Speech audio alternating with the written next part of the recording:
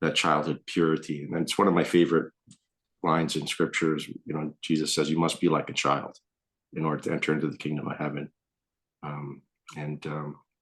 You know, and my students, they're just getting out of that stage. And I remind them, don't rush to adulthood. Don't give away Right. that beauty.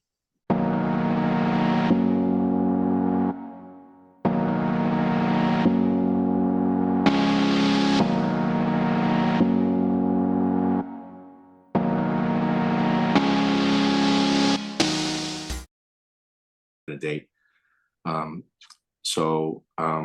You know, I fell in love with someone, and unfortunately it didn't work out around the same time, so 2008. So I'm going through a lot of heartbreak, and I'm on a retreat with my grade 10 class, and we are going to a school that helps young adults with developmental challenge. They need help with everyday tasks, like how do you do your laundry, you know, how do you get a job. It was a school to get those essential skills in. So once they graduate from high school, when the idea was that my students would just sort of intermingle with the everyday life of that school and just hang out and help. So very simple. The person who ran the school was a very interesting person. And she told us of these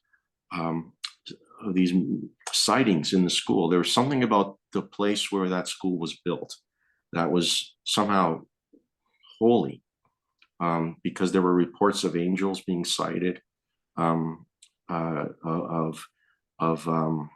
miracles happening, like healings. There was a garden off to the side devoted to Mary. There was something very special to that whole space. And she even said it herself, that she had been told by God to start the school and to continue. And I won't tell her story because it's her story, but she impressed upon us that she was a very special person. So that was at the beginning of the day. So at lunchtime, I'm just minding my own business.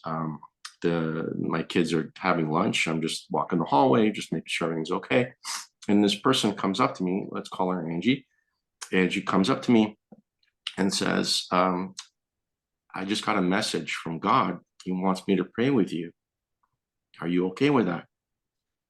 And I said, well, sure. Okay. I got nothing else to do right now. I'll pray with you. I'll pray with anyone. So she takes me to the chapel. It happens to be a nice, beautiful chapel in the school. It's gorgeous, actually. And so it's completely empty. It's the middle of the day. And so we sit down, and she says, before we start praying, I've got some messages for you from God. And these were things about my personal life that no one really knew about. And so she really had my attention at that point. It's like, wow, okay. She is very special. And, you know, I'm getting goosebumps here. And it was basically advice, you know, don't worry so much about this, focus more about this. You know, it was comforting, you know, advice, let's put it that way. And while she was talking, I remember a knock on the door from outside, and there was someone knocking, and this person said, are you free today? And said, no, I'm with this person today, so come back tomorrow. So I got a sense that she was known to the community as this person that connects with the spirit world in some way, you know, a special person. So so she says, okay, let's start praying now. So we go to the front of the chapel, and we kneel, and she's to my left, and she grabs hold of my hand, and I just close my eyes, and I guess she closes her eyes, and I'm not praying anything specific. I'm just in silence, just connecting. And while my eyes are closed and I'm holding her hand, I lose track of time. And she says to me, oh my goodness, do you see him? And I know exactly what she's talking about, because for the last, I don't know how much time I've been in this space, I've been seeing Jesus in front of me. And it's like he came out of nowhere, basically, almost like a tunnel. I'm not sure. And it was a projection, like it was sort of bigger than life. And I could see the chapel, I could see the altar, I could see the stained glass windows. It was as if my eyes were open, but I knew they were closed. And I knew I was seeing Jesus. But what's really incredible was that before I'd said anything, she had said to me, "Oh my goodness, do you see him?" So she just confirmed that I wasn't going crazy, that something real was happening here. And in fact, that was the first thought, and I'm kind of almost a bit ashamed to admit this, but the first thought that came to me, honest to God, was, "Oh my God, you're real?" Like everything I've been taught, all that feeling I've had all these years, this is like real, like no joke. Because I couldn't deny the vision, but more importantly, I couldn't deny the feeling. Yeah. Yeah. And it was a feeling of being completely loved. It was the most incredible feeling I've ever had. And I didn't want to say anything. I didn't feel like I wanted to say anything. He had this smile on his face. Maybe compassion, like I know you're going through this heartbreak, like hang in there. You're loved. His eyes were, it's typical that everyone says light, like just emanating light. Mm-hmm. I from what I remember about his features, people ask, what about features and things? He looked like the Jesus everyone says. He had the beard, he had the long hair, he was in a white robe. He looked a bit older than I would have thought, a bit more tanned, a bit more lines on his face, sort of like the Shroud of Turin. Mm-hmm. That's kind of the image I got. Mm-hmm. But this just look of complete compassion and love. And I was just crying, just tears, like my eyes are closed all this time. And I'm just in that moment, and I lose track of time. And when I say it was painful, there was something in me at the time that, that I felt I didn't deserve it. How could you love me this way? Because there was no sense of judgment. It was a complete sense of love. Like I obviously I've been loved by my mother, by lover. Nothing compared to this love. And it became almost uncomfortable.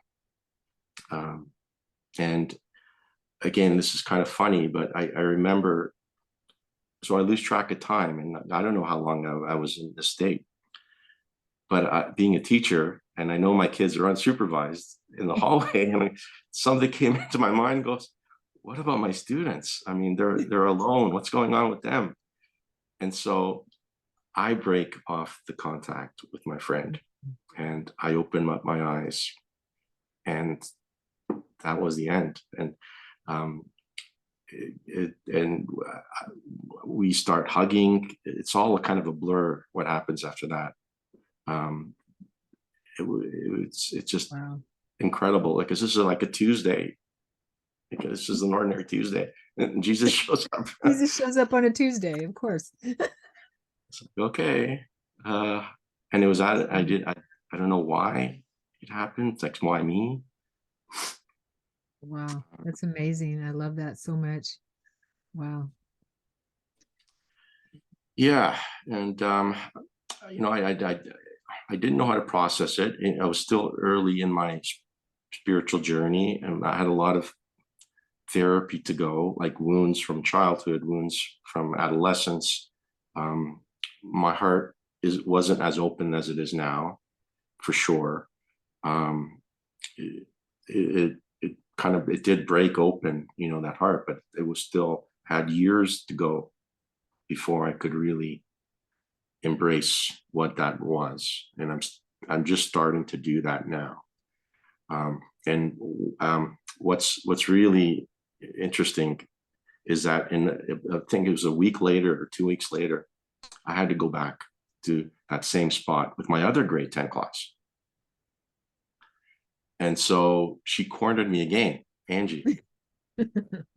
She said, we need to pray again. And I said no. Oh, yeah. I said no. And I couldn't at the time, I just couldn't handle it again. I regret it now, but at the time I just couldn't. It was almost like it was enough. That's why when he appeared, I didn't want to say anything. Mm-hmm. I didn't need him to say anything. I didn't need to say anything. It was like, if this is all I have for the rest of my life, I'm good. Like, this is amazing. Yeah. More than a lot of people get. Most people get. Exactly. Yeah. Right. I can see how that would be. Okay. I'm good for now. I'm good for this lifetime, or at least for now. Yeah. Yeah. Right. Yeah. And I told one person that very night, actually, I had to tell someone. It was a close friend. And then I didn't tell anyone for a long time, maybe a year. And I just kept to myself, and I kept thinking, did I dream it? Was it a trick? Did she? Yeah, that's what happens when the ego comes in. You get into the ego world. I dealt with that too. A lot of people do. Yeah. Like, did she drug me in some way? Like, something like that. Crazy things. But it's a really, I think, a special miracle in that it was witnessed by someone else. Sure. So I can always say, and she said those words to me, do you see him, before I said anything. To me, after a year of thinking about this, it's like, okay, this really did happen. Like, there's no way that this didn't happen. And I have to accept it. Yeah. Why not? Yeah. Why not? Although, it is. Yeah. I guess there's always challenges to being different, and like, okay, when I tell this story, do people think I'm crazy? Because I do tell this story. I've been telling it to my students, not to every class. Mm-hmm. But if I feel that they can handle it, I will tell them at the end of the semester. So they know me very well at the end. And I just bring this, I tell them at the beginning of the semester, I've got a miracle story, but I'm not going to tell you now. But you have a few miracle stories there, friend. Yes. But that is definitely like the icing on the cake, for sure. Yeah, absolutely. Yeah. And I'm sure more to come. I wish, I did go back to that spot during COVID, and it was boarded up. The school no longer exists. Oh. Yeah, and it's interesting that the garden is under threat of being demolished. The church kind of sold it, but enough citizens in the neighborhood petitioned, and the Toronto City Council is in the process of making it a heritage site, so it'll be protected. So at least the garden, hopefully, will always still be there. Yeah. But yeah, I did. At this point in my life, if Jesus wants to appear to me, it's like, come on, in that very real way. Like, he does. I know he's there when I pray, and he's there all the time. But how can you say no to, a vision and that feeling, more than anything else? Yeah. That to me was everything, because you can maybe trick yourself into thinking something, or just seeing something. But, feeling that, and as I said, I've been loved. I've done, unfortunately, drugs. I've gotten high. Mm-hmm. It's nothing like it. That doesn't compare at all. No, it doesn't. Yeah.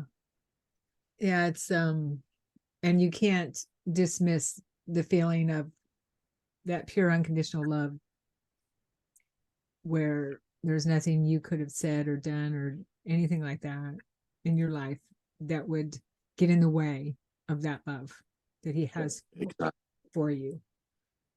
Yeah. Yeah, the true meaning of unconditional, really, truly unconditional. Right. Yeah. And in a weird way, it's taken away my faith, because I know. Mm-hmm. So there's always a part of me that says, "Oh, that really happened." I go, "Yeah, of course it did." And so it's like so some people ask me, like, what did change in your life? Like, I didn't become a monk. I didn't go off into the woods and no one saw me ever again. And in fact, the 10 years after that were kind of difficult in a way, You know what? That happens a lot with spiritual transformative experiences. STEs are now NDEs and STEs, spiritual transformative experiences. When those things happen, life doesn't get, for most people, life, me included, life doesn't get easier. It actually gets harder because things just start, what I understand, things just start moving quicker for you, where you're releasing all the things that we were hanging on to. And I was going through a bad relationship when I had my NDE as well. And so that needed to be released. That was hanging around. I was hanging on that. So a lot of things in our life need to be released and cleansed, I guess you could say, because we take on so much light. What I understand, we take on so much light that the lower vibrational dark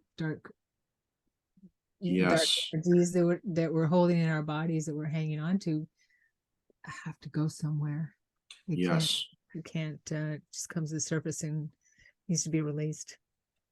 And in a for me anyway, in a slow valve way, because I did kind of go backwards in a way and kind of hid a little bit. I wouldn't call it numbing, but in a way, there was a bit of numbing involved. As I was dealing with the heartbreak, and then elderly parents that I needed to deal with, and life circumstances. Right. Yeah. But sure enough, there was a dawning, and an embrace of that experience. And I think that's where I'm kind of at the moment. So, but one thing it did for sure allow me is this comfort, and that I know that before this happened, I did have my doubts about Jesus. I did have my doubts about the afterlife. I did have my life about woo culture. The woo woo. I call myself the woo woo girl kind of thing. Yeah, the woo woo life. Yeah. But what that has done for me personally, and because it did happen to me, and as much as I can tell it, other people won't be able to relate, obviously, as much as it does to me. Yeah. For me, it's allowed me to embrace anything is possible, and I've been watching so many NDE experiences on Next Level Soul, I think that's the site that I saw you for the first time, and it's given me a lot of comfort, for sure. It's given me peace. That's one thing this has happened, is like, I know that there is more than this. Peace. That's so important. And yeah, I mean, and he in studies, I've shared these studies on my channel many times, the Way of Mastery. I think we talked about that. Yeah. Yes. And he actually, and he's, and what I know about him from my own personal experiences with him is he ends a lot of things with peace, or peace to you, peace be with you, peace be, peace to you. Because gosh, and I remember praying for peace of mind so fervently when after my head injury and I was going through all my quickening or kundalini awakening or whatever it is, I prayed every night for peace of mind, just peace of mind. So peace is so important, and that you found that's huge. Yeah. And sometimes you take it for granted, but Yeah. it is, as they say, I'm not worried about the afterlife. It's just how to get there, like these next, however, and Right. I'm not worried about what happens after. Everyone worried about how they're going to die, and and the challenges of this earthly life. It's Sure. There are challenges, but this is why Jesus is there to help, Sure. during this time, as long as we ask. Yeah, that's what we have to ask. And he says, give it to me. So I always give it to him. Yes. Yeah, hey, what should I buy at the grocery store today? Let me know what to buy at the grocery store today. Okay. Okay. He said, I don't always listen to everything, but I try to. But Sure. Hey, why not? He's here for all of us. Yeah. Tell me what's good for my body at this time. Tell me what's good for my family at this time. Help me with that. He Yeah. wants to be there for us in that way. It's exactly what I was going to say. Like, he literally says, ask. Yeah. That's what I'm here for. So why not? Right? So you believe he's real now? Oh, I don't believe. I know. You know. I know. You know. I know. Thank And you for correcting me. It's a yeah, no. Yeah, yeah. And I've always kind of known, and going full circle back to the childhood. When you're a child, right. it's pure, right? It's just, you're just connected, and that's how I kind of feel like back. I connect back to that childhood purity, and it's one of my favorite lines in scriptures. Jesus says, "You must be like a child in order to enter into the kingdom of heaven." And and my students, they're just getting out of that stage, and I remind them, don't rush to adulthood. Don't give away Right. that beauty, that you're closer to that part Yeah. of your life than you or I are. Don't give it away. Keep your heart open. It's so important. Definitely. Yeah. Yeah. And I guess that's when we just start the judginess, the judgment of, we get kind of jaded in life and start judging because we see it around us, and then we start judging ourselves. It's all about judging ourselves, right? Yes. Yeah. Yeah. We're our worst enemy, right? Mm-hmm. Yeah, Yeah. totally. And at that age too, especially, all you care as a teenager is wanting to fit in, Right. So as you're working with, I have a question that comes to mind right now. As you're working with kids, do you find that you talk about Jesus, obviously. Yeah, that is the real blessing of my job. It's like every day I can go in, and I've talked about Jesus for the last 25 years. I mean, that's what a blessing, right? Yeah. He's your brother. He's your peep right there. So do you find that children, especially nowadays, because I've found, what I've understood for the last 20 years working with him, is that we got out of balance because we didn't have that connection with the God source. We've lost humanity, or I should say Western culture, and in our country have lost that connection.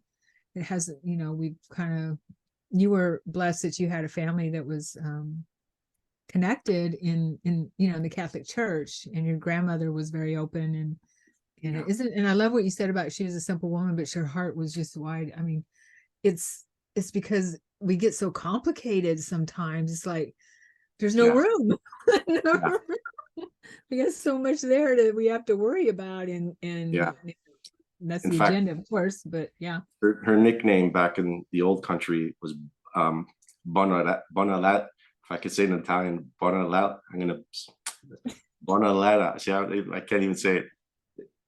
It means contented one, whatever that is in Italian. Okay, nice. So she had That's this beautiful. she had this feeling of being just okay, and in a very simple way. But you were saying kids today don't. You were saying. Yeah, it seems like when if you look at media and stuff like that, and the music industry and things, I mean, there's just not really in what we're being shown anyway. There's no connection that I see anyway. Of course, I'm old, so I don't look at what the kids are listening to, but what I see, there's not that connection there to some faith, some source, and God source. So in your work, do you ever see that you have to get over some hurdles or anything like that? They're starving. They are starving. Okay. I'm glad to hear that.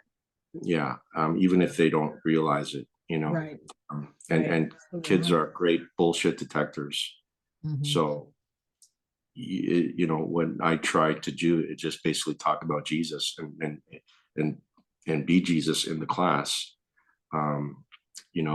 Sometimes I get into trouble because I have to teach curriculum, and the Ministry of Education is my boss, and I just want to talk about Jesus. Just leave me alone. Yeah. But it's like if you're there and it's pure, and I try. That's my goal, always to be pure about what I'm talking about and how do I live my life. And I tell them all the warts and stories as well, because it's very important that they know I'm not perfect. When I was a teenager, I had that time when I wasn't very much connected. So they all know those stories. So they get. The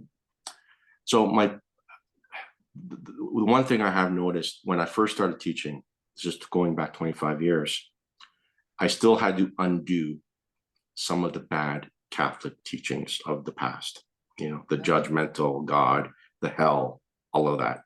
Right. And I would get pushback on that. It's like, how could you believe that? So I had a lot of undoing to do. That's gone away.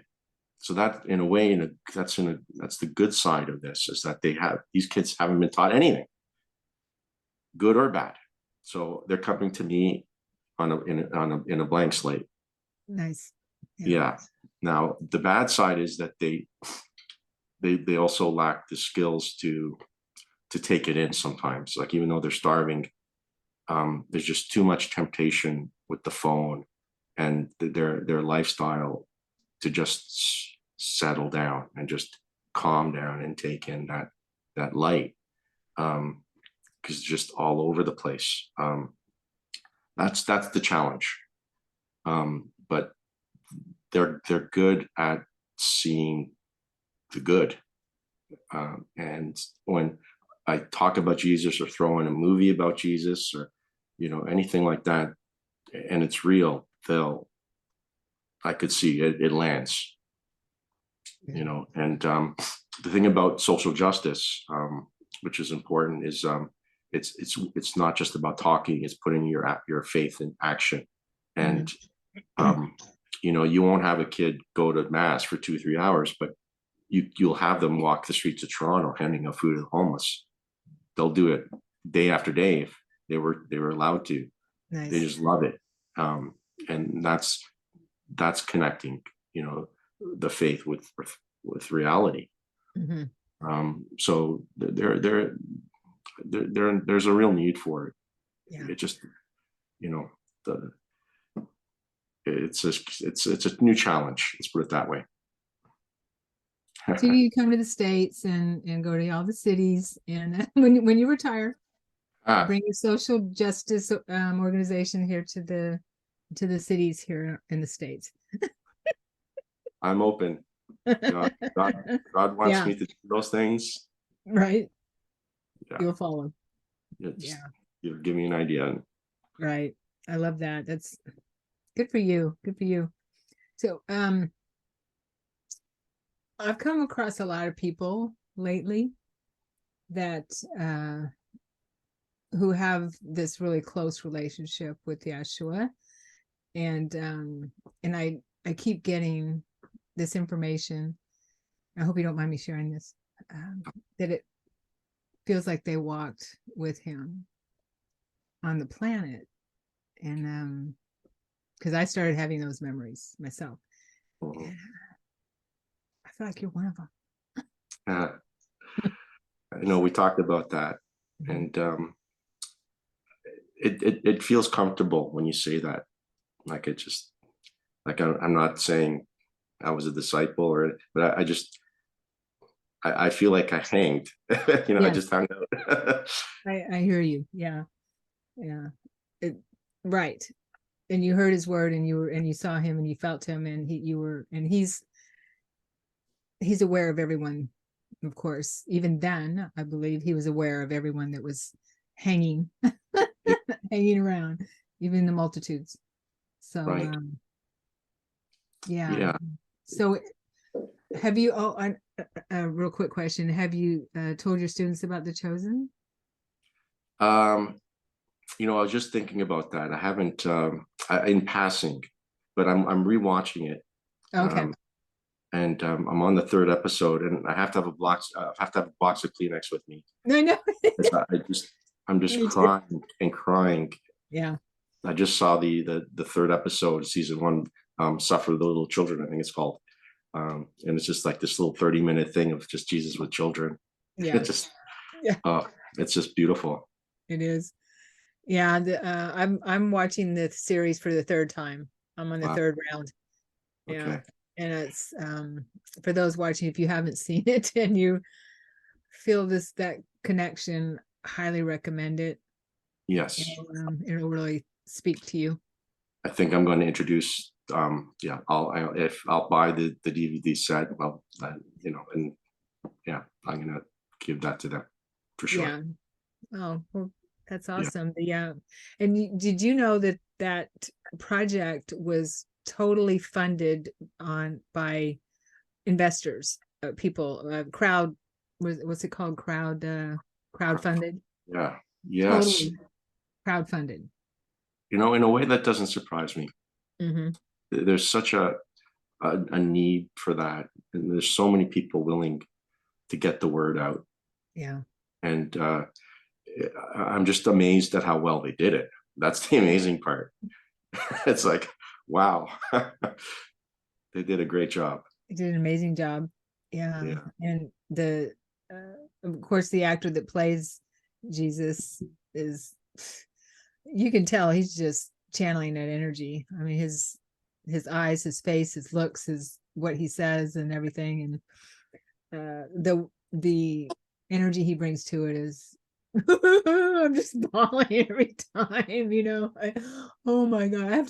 Some of them I have to rewind, and they have some on YouTube, the really special scenes, the really profound scenes. And I look at them, sometimes they'll show up on my feed, and it's like, okay, all right, I'll watch this one again. Okay. Yes, I agree. There's a presence there, mystical. I mean, Yes. Yeah, that's a good way to describe it. Definitely. Yeah, and he's Catholic. We understand about him. Oh, really? Okay. Mm-hmm. Yeah, he's the practicing Catholic. So, yeah.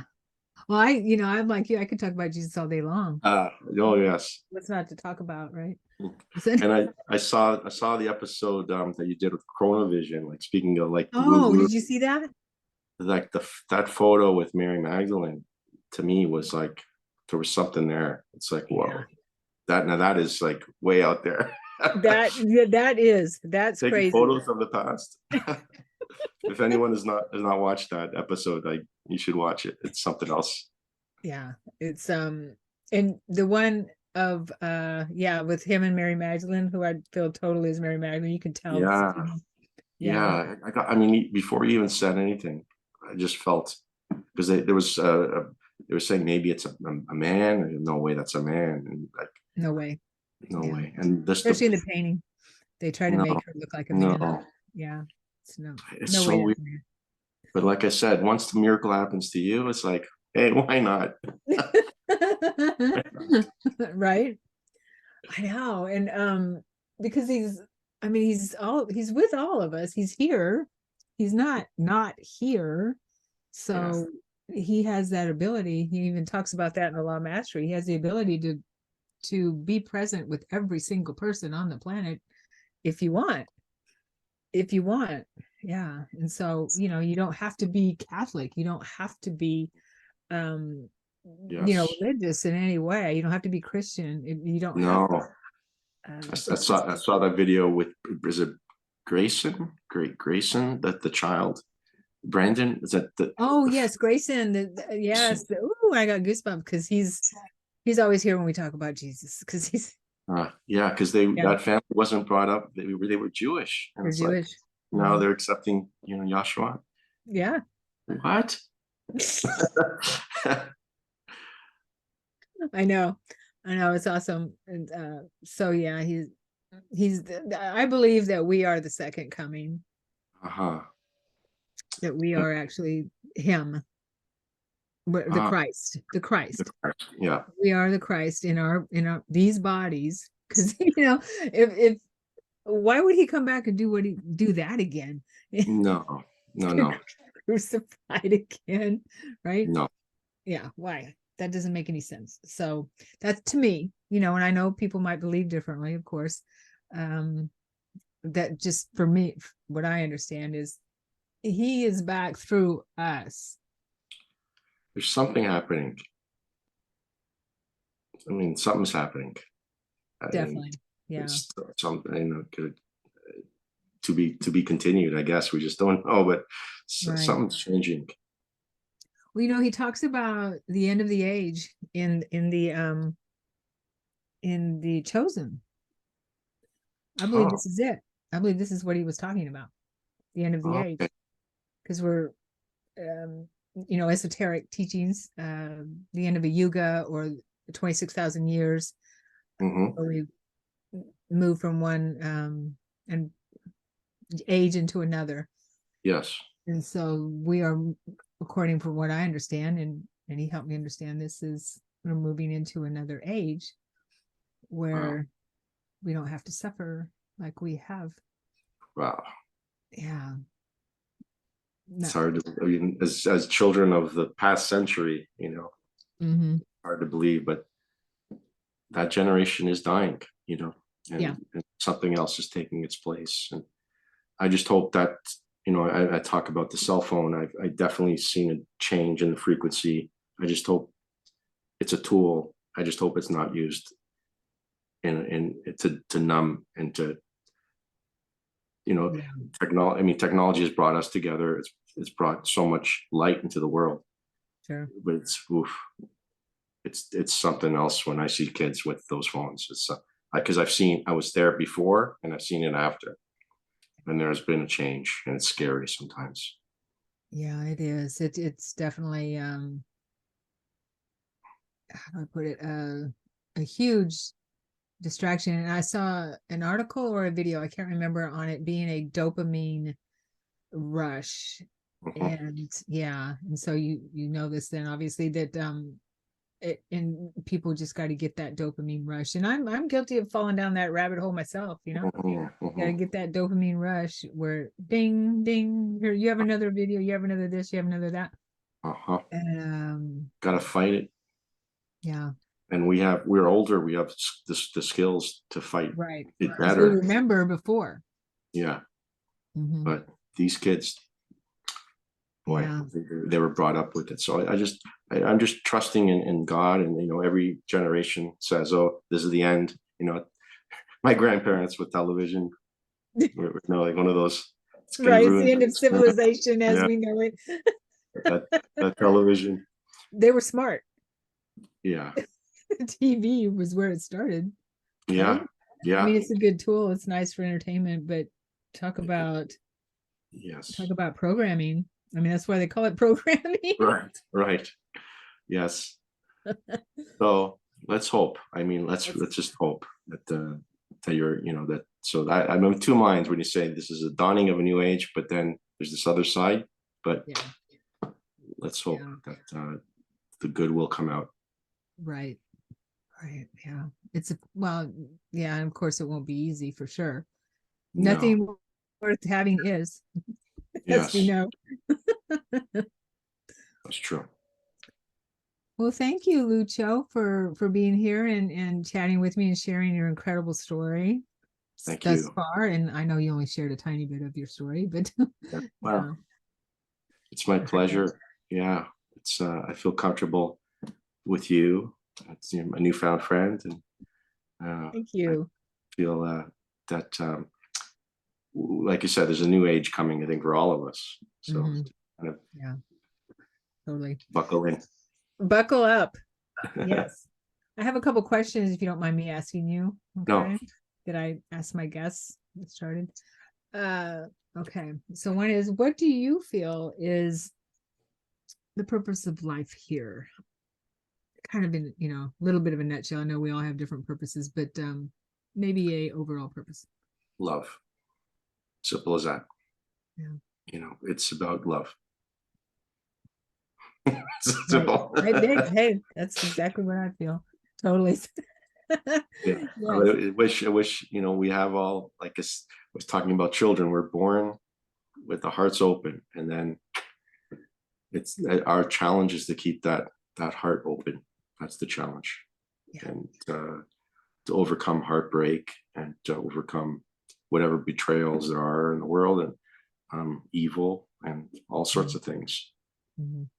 But in the end, it's all about love. Nice. Thank you for that. And if there's anyone watching now that is going through a tough time and may need some, a little bit of words of wisdom or anything, can you share from what you know to maybe to help them through that? Yes, to be open to the signs that God is going to give us in times of need and trouble. I have those experiences, the dying man, and I don't think that was an accident at all. And it came at the right time for me. As I mentioned, a friend died a couple years earlier of the same thing suddenly, and my life didn't change. So, you have to be patient and look for the signs of hope, and then have the courage when it's time to go through that, whatever that door is, because I could have met the dying man and just said, oh well, another day. But I really, at the time, for whatever reason, I took it as, this is I call it my fork in the road.